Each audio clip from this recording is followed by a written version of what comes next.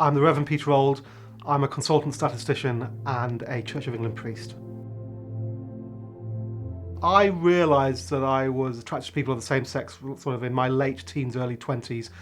To put it simply, I thought I was always waiting for the right girl, and one day I realised I was actually waiting for the right boy. I'm a Christian because, firstly, I found that following Jesus has transformed my life and just made it much more exciting and real.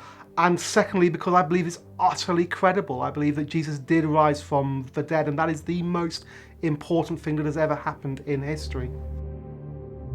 We seem to have this strange idea in our culture that sexual orientation dictates what your sexual identity should be. I never sort of hunted somebody to marry. I was actually quite committed to being single for the rest of my life.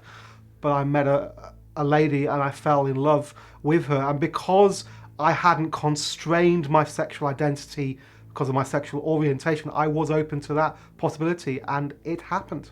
When I began my journey accepting that I was same-sex attracted, I made a commitment to be single, and I began to explore what it meant to be same-sex attracted, to be a Christian, and what my sexual identity was. Started reading the Bible, and I suddenly realized that the Bible doesn't talk about gay or straight people. It just has men and women. And I realized that I was constraining myself by calling myself gay. I was limiting what God could actually do. So I kind of dropped thinking of myself as being gay or homosexual. I just started thinking of myself as a man. And as a man, when I read the Bible, I saw that I was called to one of two things, either to be single or to be married. So I was going to stay single until God brought someone into my life. What happened wasn't that I became less homosexual or more heterosexual.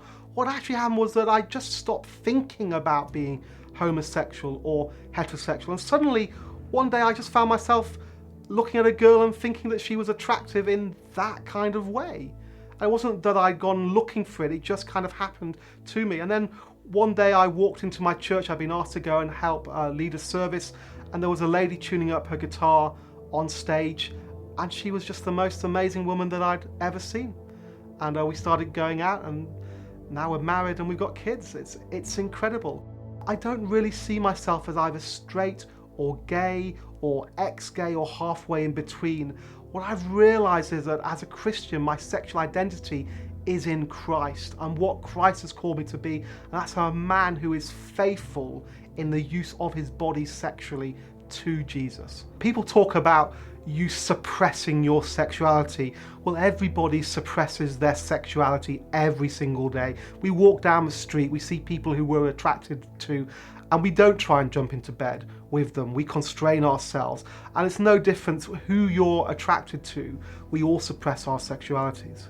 What's convinced me that the Bible is pretty clear on saying no to same-sex behaviour and to gay marriage is two things. Firstly, it's going and having a look at the individual verses, the individual words themselves, looking at what they mean in the context, in the Greek context, in the Hebrew context, and being convinced from that kind of point of view that actually the words mean what we roughly think they have always meant.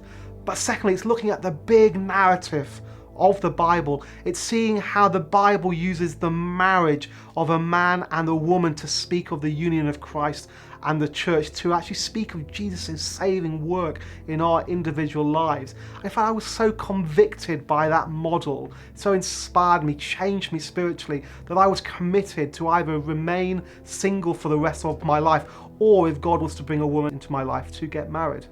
The idea that the Bible's talking about a different kind of homosexuality than we see today is actually utter nonsense. When you look at the kind of society that Paul was writing in, that the New Testament writers were living inside, actually they had a myriad of different kinds of homosexual relationships. Yes, some were sort of not balanced very well, but some were kind of mutual sexual relationships. You had people having gay marriages in the first century. Throughout history, we have known that there are people who are predominantly attracted to people of the same sex. the modern Western construct of gay relationships is actually nothing new. We've seen it throughout history.